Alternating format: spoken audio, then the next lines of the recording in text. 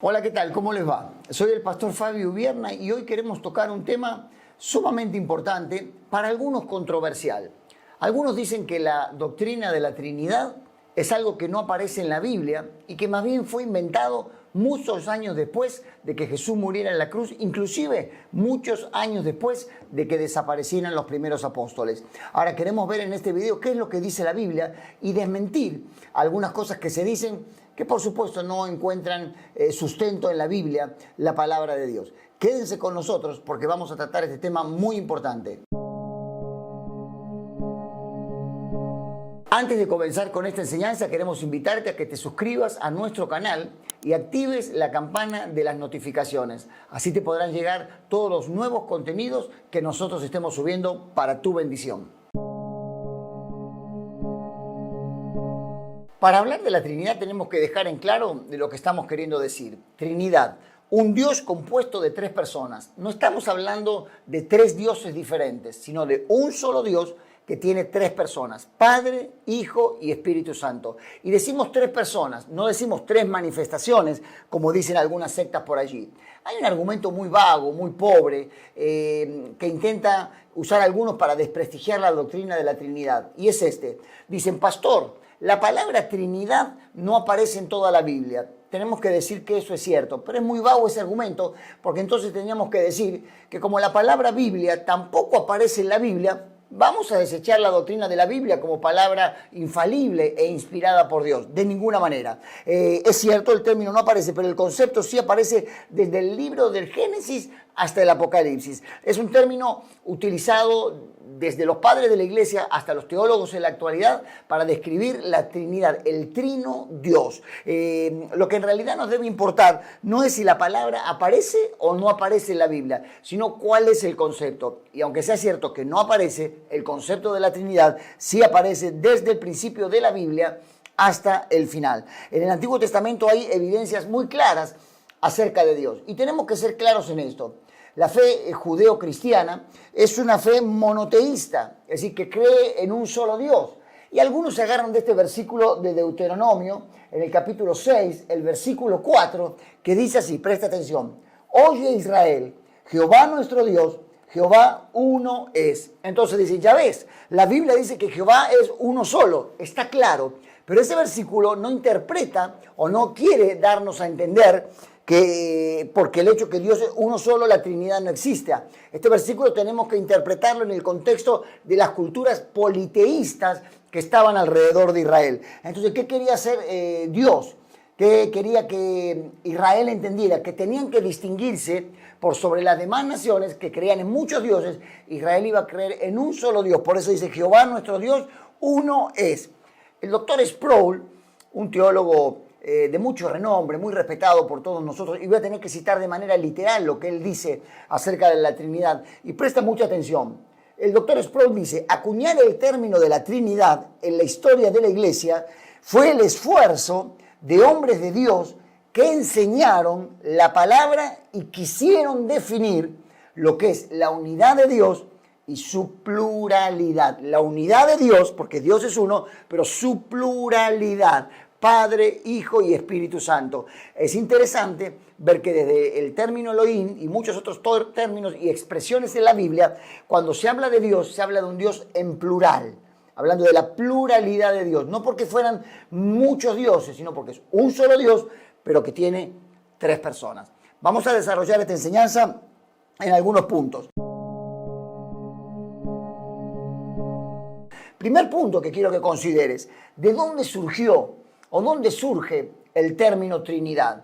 Algunos se equivocan cuando dicen, no, pastor, la palabra Trinidad la inventó la Iglesia Católica y todo le acreditan a la Iglesia Católica, en principio como si todo lo que la Iglesia Católica hizo hubiera sido malo, y ese es un error, porque la Iglesia Católica hizo algunas cosas buenas y las tenemos que reconocer. ¿De dónde surge el término Trinidad?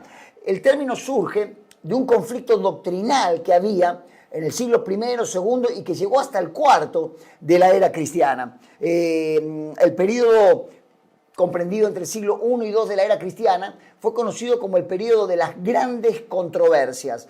Entre otras cosas se debatía la deidad de Jesucristo, pero fue también la Trinidad un elemento de fricción, un elemento de disputa dentro de los cristianos. Y eso se llevó a cabo. ¿Por qué? Porque habían algunos que decían que la Trinidad no era bíblica y otros que decían sí, la Trinidad es bíblica. Y algunos concilios tuvieron que desarrollarse solo para tratar el asunto de la Trinidad.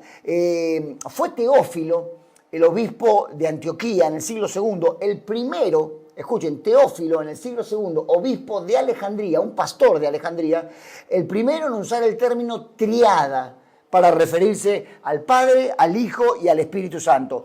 Más adelante, Tertuliano de Cartago toma el término ya del latín, el término trinitas, de cual después vendría la palabra Trinidad, para referirse nada más y nada menos que al Padre, al Hijo y al Espíritu Santo. Así que mencionar que esto fue un invento católico y meter a Constantino, los cristianos meten a Constantino en todo. Yo creo que Constantino debe jalarse de los pelos porque todos se lo acreditan a él. Diferentes concilios luego de la Iglesia determinaron por aprobar el término Trinidad para referirse nada más y nada menos que a este tema que estamos desarrollando en este momento. Al Padre, al Hijo y al Espíritu Santo. Un Dios trino, un Dios en tres personas. La palabra Trinidad es acuñada desde aquel entonces. Los cristianos jamás creyeron, y eso lo podemos comprobar en todas las páginas de la Biblia, que se referían a tres dioses diferentes. Era un solo Dios en tres personas. Segundo punto de esta enseñanza que quiero compartir con ustedes es el siguiente. Algunos dicen, pastor, ¿acaso es suficiente Génesis 1:26 para justificar la doctrina de la Trinidad? ¿Qué dice Génesis 1:26? Se los leo. Entonces dijo Dios, hagamos al hombre a nuestra imagen y a nuestra semejanza. Hagamos. La pregunta es, ¿quién está hablando? Dios el Padre, está claro, pero dice hagamos. ¿Con quién está hablando? ¿Acaso con los ángeles? No podrían ser los ángeles porque nosotros no fuimos hechos a imagen y semejanza de los ángeles. Fuimos hechos a imagen y semejanza de Dios.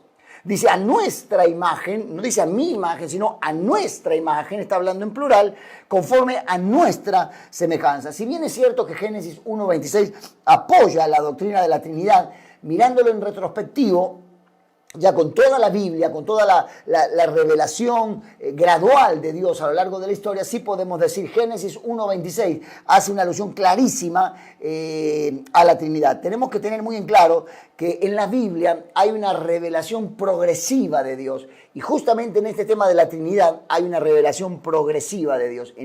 A lo largo de los tiempos, a lo largo de los siglos, Dios fue revelándonos de manera más exacta lo que era la Trinidad. Dios no nos dijo todo de golpe acerca de este tema. El Nuevo Testamento es el que desarrolla en plenitud todo lo que tiene que ver con la Trinidad. En Génesis capítulo 11, versículo del 6 al 7, dijo el Señor, he aquí el pueblo es uno, hablando de la Torre de Babel, ¿no? Y todos estos tienen un solo lenguaje y han comenzado la obra y nada les hará desistir. Ahora, de lo que han pensado hacer. Y escuchen lo que dice Dios. Ahora pues descendamos y confundamos. No dice descenderé y confundiré. Indudablemente allí hay más de una persona hablando, más de una persona deliberando acerca de lo que iban a hacer. Y por supuesto, el Padre, el Hijo y el Espíritu Santo. Por eso dice, descendamos y confundamos allí su lengua para que ninguno entienda lo que habla su compañero. Escuchen lo que dice Isaías en el capítulo 6, el versículo 8. Después oí la voz del Señor que decía, ¿a quién enviaré? ¿Y quién irá por nosotros?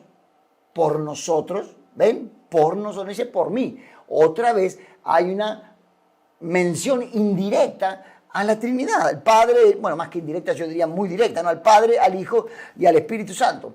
Ahora, algunos dicen la Trinidad es una doctrina inventada. Y algunos se las llevan hasta el siglo XIV, XV y XVI de la era cristiana ya. ¿Qué dice el tercer punto? ¿Qué dice el Antiguo Testamento sobre la Trinidad? Hay un pasaje en el profeta Isaías que para mí es clave, que muchos no lo leen y los que lo leen no lo entienden o les pasa inadvertido. Sin embargo, para mí es crucial. Isaías en el capítulo 48, el versículo 16, dice lo siguiente. Acercaos a mí, presten atención, oíd esto. Desde el principio no hablé en secreto, desde que eso se hizo, allí estaba yo. Y ahora me envió Jehová el Señor y su Espíritu. Algunos escuchan este versículo y dicen, pero pastor, ahí no hay ninguna referencia a la Trinidad. Ah, ¿no? Déjame que te lo explique. Mira lo que dice allí. No estaba yo, ahí hay una persona. No estaba yo, una persona. Después dice, me envió Jehová, otra persona. Jehová envió a otra persona, la segunda persona. Dice, y su espíritu, o una tercera persona. Estaba yo, me envió Jehová y su espíritu. Ahí están otra vez de manera muy clara en el Antiguo Testamento la Trinidad presentada.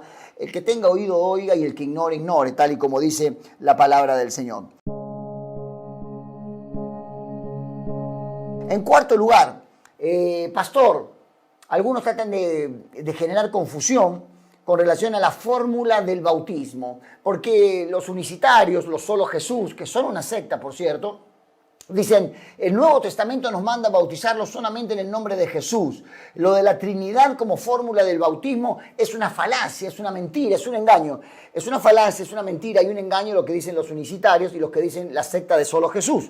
Porque ¿qué dijo Jesús en Mateo capítulo 28? Jesús dijo en Mateo 28, 19, por tanto, id y hacer discípulos a todas las naciones. Y dice, bautizándolos en el nombre del Padre, del Hijo y del Espíritu Santo.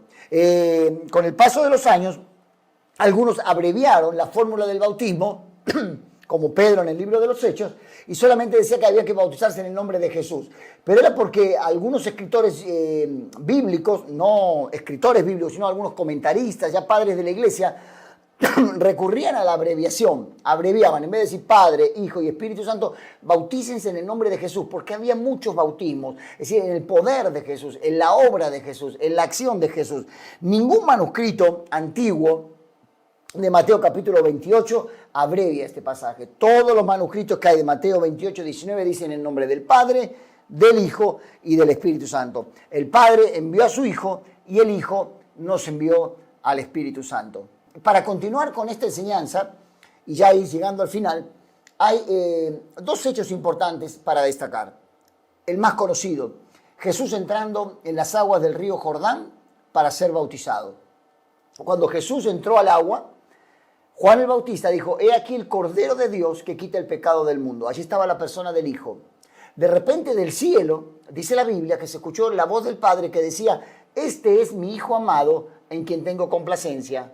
Ya van dos. Y de repente dice la Escritura que vino el Espíritu Santo en forma de paloma y ahí estaban las tres personas de la Trinidad, Padre, Hijo y Espíritu Santo. La doctrina de la Trinidad es una doctrina completa y absolutamente bíblica. Podemos adorar a Dios en cualquiera de sus tres personas. Pastor, ¿podemos adorar al Padre? Por supuesto. ¿Podemos adorar al Hijo? Por supuesto. ¿Podemos adorar al Espíritu Santo? Por supuesto que podemos hacerlo, porque los tres son un solo Dios. Y la Biblia dice que ese Dios en el que nosotros creemos es digno de ser alabado. Si alguien viene para sembrarte alguna idea diferente a esto, no le escuches, no le creas, porque la doctrina de la Trinidad no es algo inventado, no es algo fomentado por algún grupo de hermanos de por aquí y de por allá. Es una doctrina que corre a lo largo de todas las Escrituras, desde el Génesis hasta el libro de Apocalipsis. Si esta enseñanza te ha sido de bendición, queremos pedirte que nos des un fuerte like. Y cuanto más like tengamos, YouTube nos ayuda para que este mensaje llegue a muchas más personas. Nos vemos en nuestra próxima enseñanza.